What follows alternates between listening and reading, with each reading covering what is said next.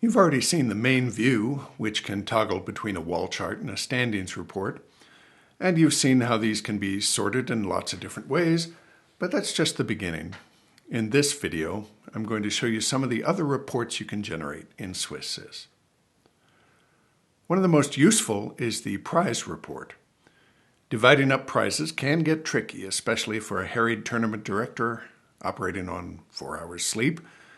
The prize report can save you from embarrassing and potentially costly mistakes. Click Reports Prizes to go to the Prize Setup dialog. Here is where you tell SwissSys what your various prizes are. For the open section of this tournament, I've set 3 cash prizes and 3 non-cash prizes. There's the fat $25 first place prize with a trophy, a $15 second place prize with a plaque, and a third place $10 prize together with a new sports car. Tie breaks for this fantasy tournament are set as before, but they only affect the non-cash prizes. Cash prizes are always evenly divided between tied players. You can get a listing of prize winners directly from this dialog by clicking View Winners, but I usually prefer to include the prize listings with the standings, so that's what I'm going to do now. I click on the Standings View shortcut, then I click on the Formatting Options shortcut, and I check the option to show prizes, and voila. Kasparov and I split the top 2 cash prizes, but I win the trophy on tiebreak points. Magnus Carlsen gets the $10 prize and the new car for his third place finish. This is a simple example, of course. With more ties and more prizes, things can get complicated very quickly.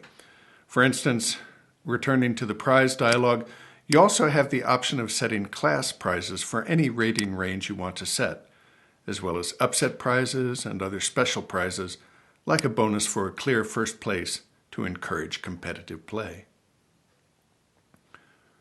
The next report I want to show you is the upsets report.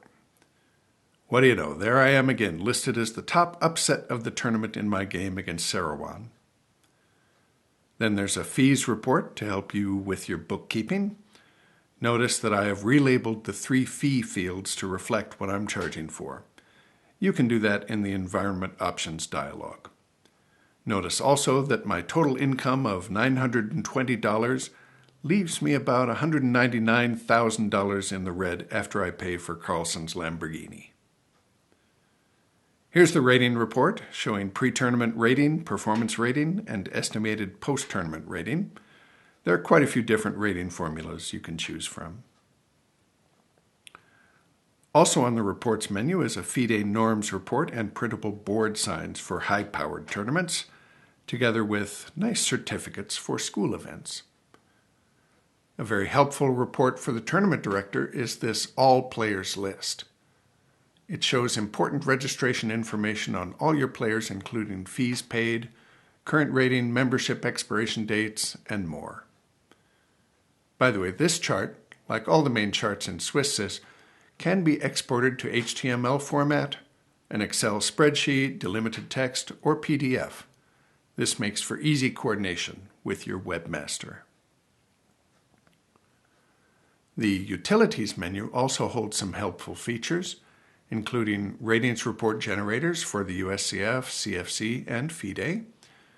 There's a merge utility for those of you who run merged tournament schedules. Finally, there's an email feature that some of my customers love. It takes a little bit of experimentation to get it set up on your system, but once you have the interface with your email server worked out, it allows you to send emails with pairing information to your players. Well, those are the main reports. Maybe you can see now why I claim that SwissSys can pretty much do everything for your tournament except make the coffee. And I'm working on that. Bye for now.